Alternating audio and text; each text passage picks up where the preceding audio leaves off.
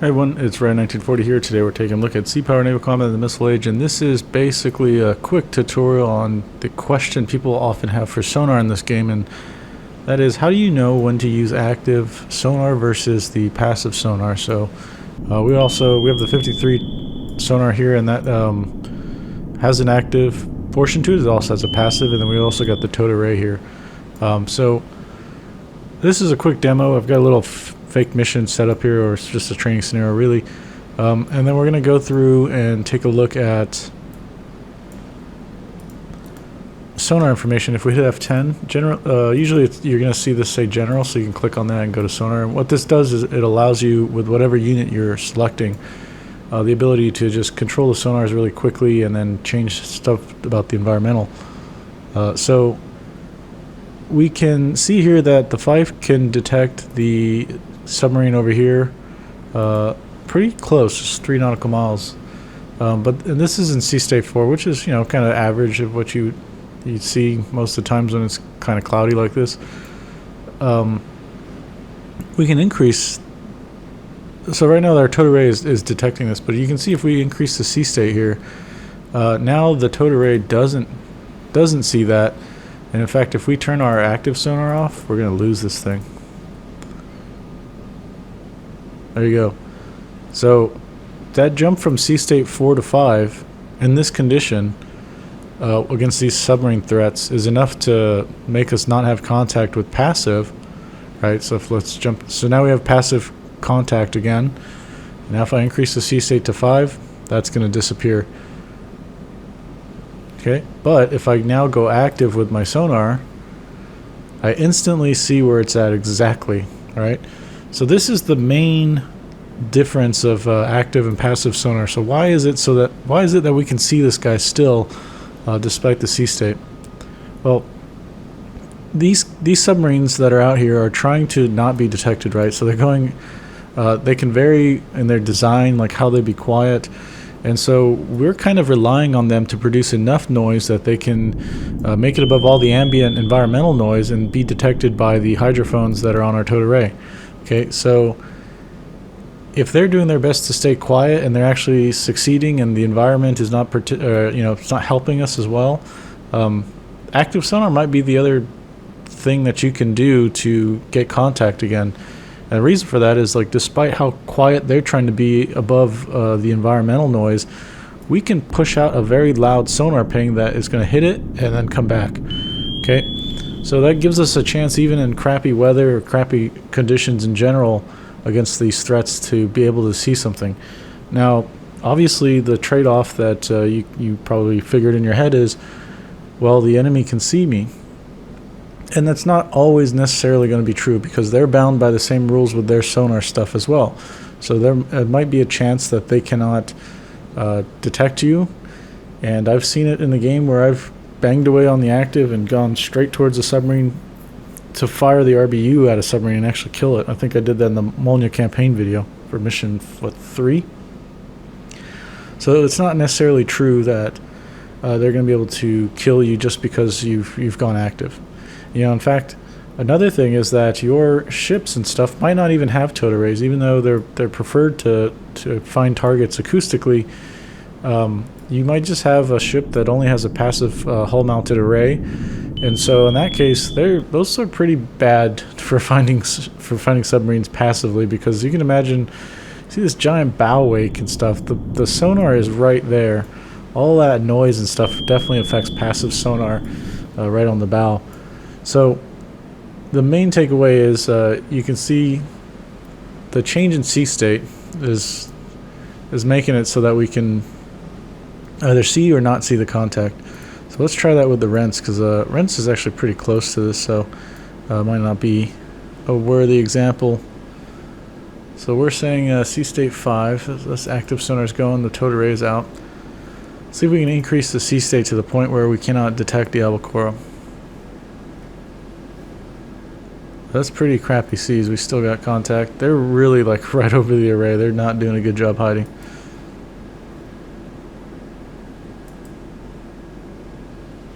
Okay, sea state 10. Wow, let's see, sea state 9. No contact. Okay, so with Sea State 8, we've got contact passively, but not with 9. This will drop out. Okay, and then let's, we'll probably have to steer towards there, I guess. Another thing that impacts the sonar as well is rain. So it causes a lot of ambient noise. Because imagine all the little millions and bajillions of little droplets hitting the water at the same time. I mean, you know what falling rain sounds like when it's a heavy squall. The sensors are not immune to that, and they can be affected by it. So let's see here if we end up getting this thing on active sonar. This would be a crappy time being on the ship. There we go. So he's probably detected by the... Yeah, there we go. Okay, and then so if we go back to the passive sonar, oh, let's turn this off.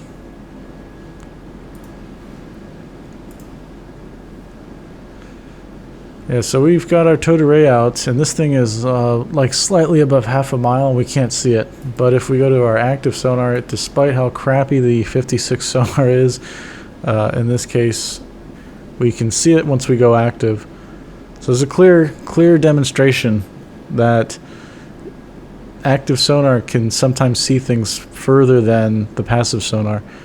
Now, in the best conditions, you probably want to stay passive, right? Because you don't want the enemy to detect you. But it's also not just a guaranteed death sentence to use active sonar, because imagine if you've got no other sensors and maybe you don't have a towed array, or even if you have the towed array and it's not detecting something, you want to be able to see the submarine. So if you have to go active to do it, you might as well, okay?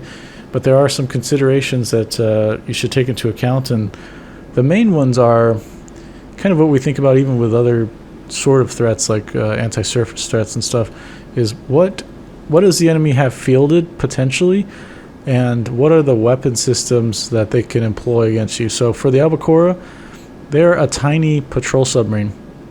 Okay, so their sonar set is probably not going to be that great. They're a Daphne class export sub, and their torpedo goes 8 nautical miles. However, their sonar is probably deeply affected by this weather right now as well. So there's a chance that you can close within the range that's required for our active sonar to get contact and be able to attack them. So if you've got over the side shots, we certainly can engage them.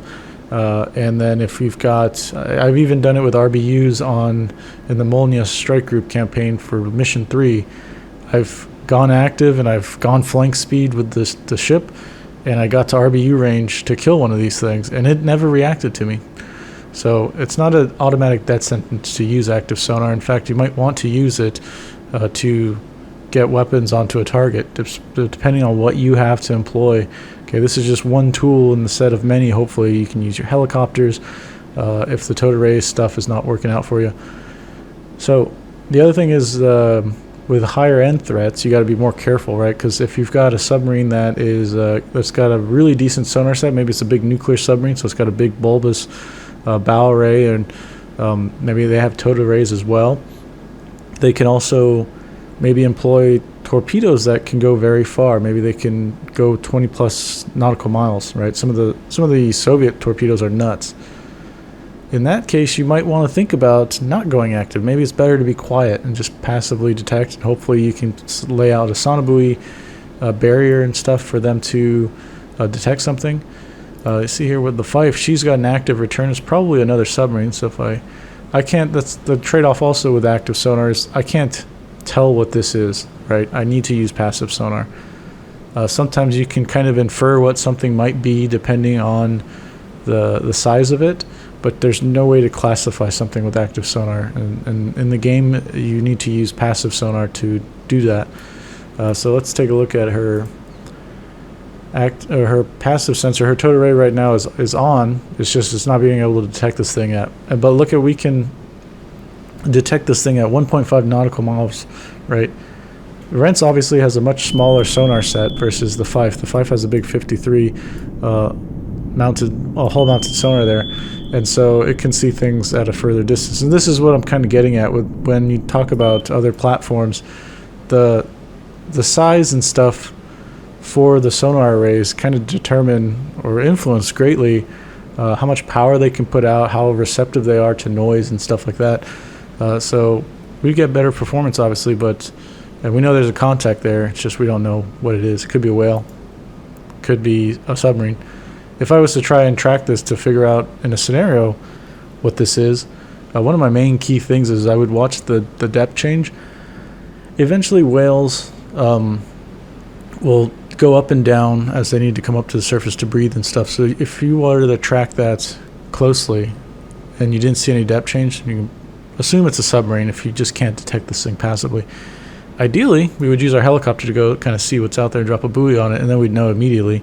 And especially with the sea state that it is right now, you'd pretty much have to have the buoy right on top of the thing to figure out what it is, because it's just too noisy. I mean, the water is swamping the deck here. This would be a dangerous situation if you saw that kind of amount of water coming about.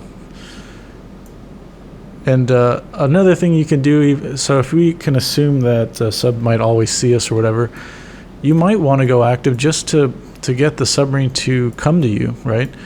Maybe you can set up a plan to, say if it was a hostile submarine, we can lay out a buoy pattern between us and where we assume the hostile might come from, and then just bang away on active. And if this guy is out of range and he detects us, he's probably going to want to close the distance to get into firing range, right? That's what the AI behavior is.